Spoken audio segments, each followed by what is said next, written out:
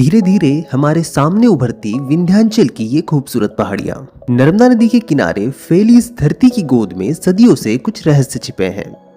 हम बढ़ रहे हैं बाघ की उन गुफाओं की ओर जहां पत्थरों में धर्म, कला और इतिहास तीनों ने एक साथ शरण ली थी। आज यहाँ का प्रवेश द्वार एक साधारण टिकट काउंटर से शुरू होता है, पर शायद ही कोई जान पाता हो कि यह वही स्थान है जहां भारत की बौद्ध धरोहर ने कभी अपनी अमर गूंज बिखेरी थी। अंदर प्रवेश करते ही हरियाली का ये बाग आपका स्वागत करता है। कौन सोच सकता है कि इन पेड़ों और फूलों के बीच कभी ध्यानमग्न भिक्षु शांति और सत्य की साधना में लीन रहते होंगे।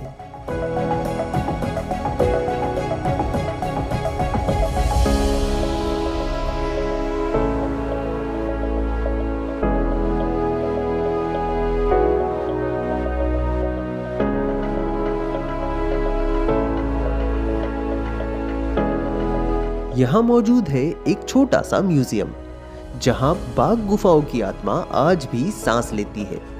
यहाँ रखी हर वस्तु, हर पत्थर, हर चित्र अतीत की कहानी कहता है।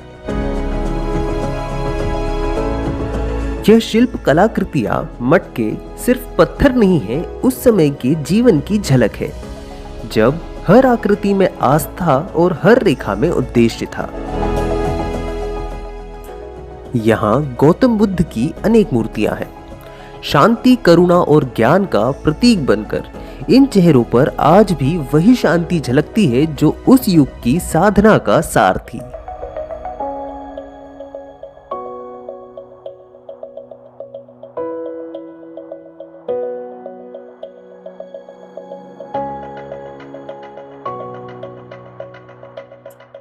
और ये पेंटिंग्स जिन्हें मिट्टी, चूने और प्राकृतिक रंगों से बनाया गया था, कला जो सिर्फ देखी नहीं जाती, महसूस की जाती है। अब हम बढ़ रहे हैं उस दिशा में जहां असली खजाना है। चट्टानों के भीतर बनी ये गुफाएं जो बौद्ध युग के सबसे अद्भुत स्थापत्य का प्रतीक है। दूर से ही गुफा का पहला दृश्य जैसे समय में हमें अपनी गहराइयों में बुला रहा हो।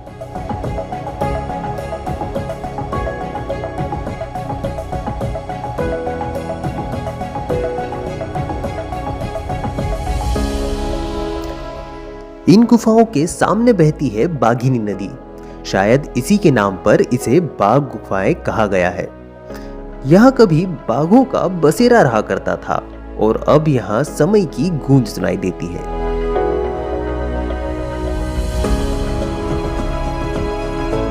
ऊंचाई की ओर जाती ये सीढ़ियां मानो हर कदम के साथ हमें अतीत की किसी परत में ले जा रही हो।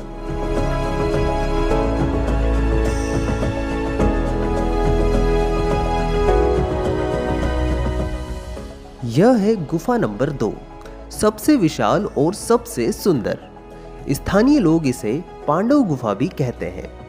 6 स्तंभों वाला यह भव्य बरामदा उस युग की इंजीनियरिंग और सौंदर्य बोध दोनों का प्रमाण है।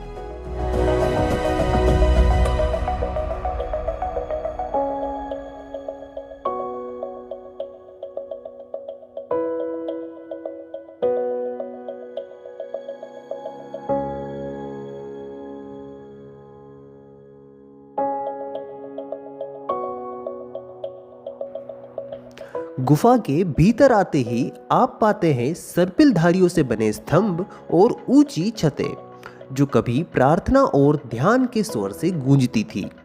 यही था भिक्षुओं का केंद्र, उनका विहार और उनका चैत्य। एक ही स्थान पर भक्ति, अध्ययन और कला का संगम।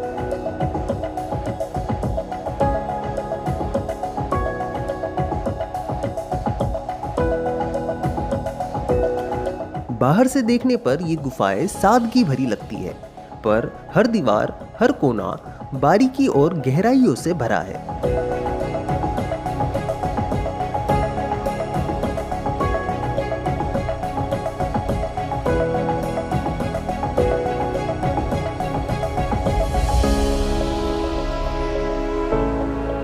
अब हमारे सामने है गुफा नंबर 3, जिसे स्थानीय लोग हाथी खाना भी कहते हैं।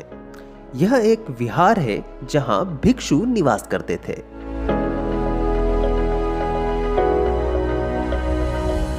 बाहर पत्थरों पर बनी ये आकृतियां जैसे खुद प्रकृति कला में बदल गई हो। कुछ रूप तो ऐसे लगते हैं मानो प्राण फूंक दो तो चल पड़े।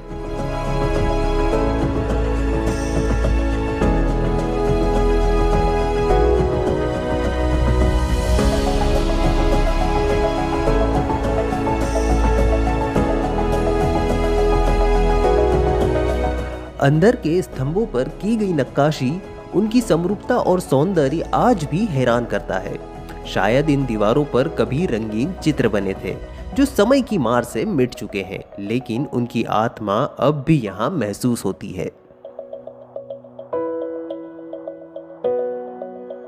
और अब हम पहुंच रहे हैं उस गुफा की ओर जिसे रंग महल भी कहा जाता है। कहा जाता है कि यही सबसे विशाल और सबसे आकर्षक और सबसे रहस्यमय गुफा है।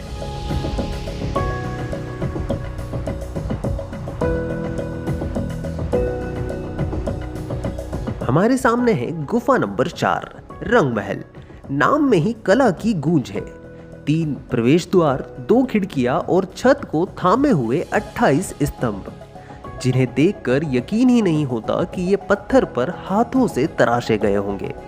हर एंगल से देखने पर लगता है मानो वास्तुकार ने यहाँ केवल मंदिर नहीं बल्कि एक जीवंत विचार गढ़ा हो।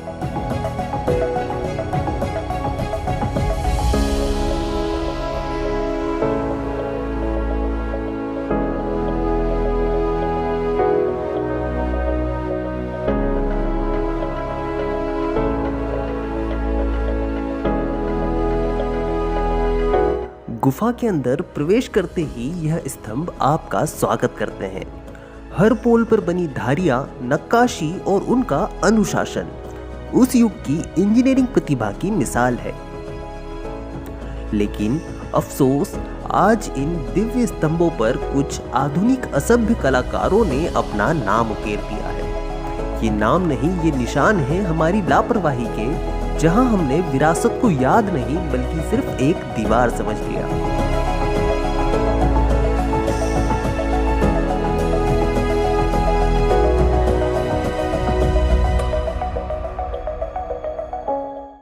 यहीं भीतर मौजूद है एक प्रार्थना कक्ष, जहां पत्थरों की शांति में आत्मा बोलती है।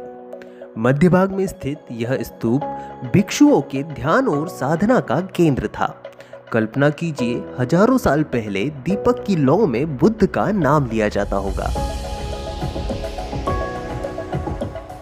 यहाँ मौजूद हर स्तंभ और डिजाइन कुछ कहती है। कहीं सर्पाकार आकृतियां हैं, कहीं फूलों के रूप और कहीं केवल लहरदार रेखाएं जो ध्यान का प्रतीक है। रंग तो मिट गए पर इन रेखाओं की आत्मा अब भी बोलती है। शायद यही कारण है कि बाघ की कला अजंता से भी गहरी और संवेदनशील लगती है। पर दुख की बात है कि यह इतनी अद्भुत धरोहर होते हुए भी आज भी गुमनामी की जिंदगी जी रही है, जहां पर्यटकों की भीड़ नहीं बस सन्नाटा बोलता है।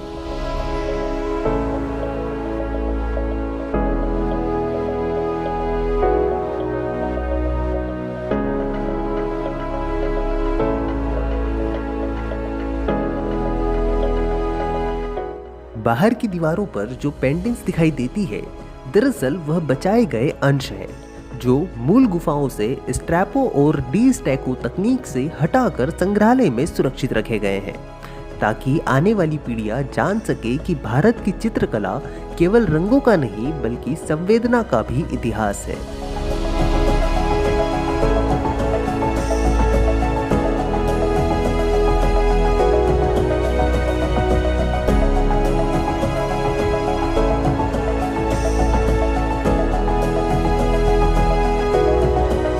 अब हम आगे बढ़ते हैं, जहां बाकी गुफाएं समय की मार से क्षतिग्रस्त हो चुकी है। कुछ में केवल पत्थर है तो कुछ में केवल मौन है। कहीं टूटे स्तंभ आज भी खड़े हैं, मानो कह रहे हो हमने समय देखा है पर हम अब भी गिरे नहीं हैं।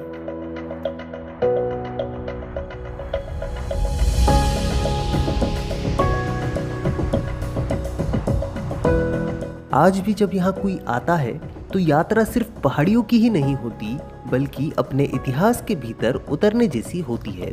क्योंकि ये गुफाएं सिर्फ चट्टाने नहीं, यह जीवंत अध्याय है भारत की आत्मा के।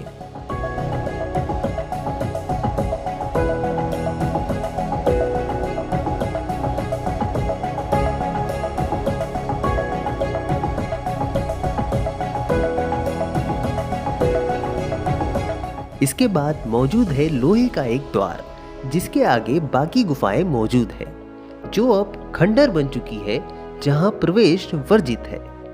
क्योंकि भीतर की दीवारें ढह चुकी है, पर शायद अच्छा ही है, क्योंकि कभी कभी विरासत को बचाने के लिए उसे छूना नहीं, केवल देखना भी पर्याप्त होता है। वापसी के रास्ते पर जब पीछे मुड़कर देखते हैं तो लगता है मानो गुफाएं भी आपको देख रही हो।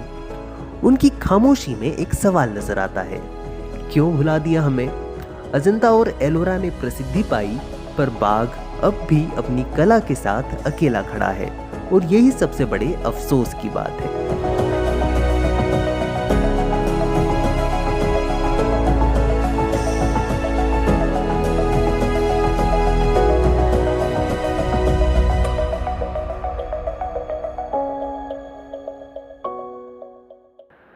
पर शायद इतिहास की यह खामोशी ही इसकी ताकत है, क्योंकि ये गुफाएं आज भी जीवित है। हर पत्थर, हर दीवार, हर चित्र में समय चाहे जितना आगे बढ़ जाए, बाघ की ये गुफाएं हमेशा कहेगी, हम अब भी यहीं हैं, बस हमें कोई सुनने आए।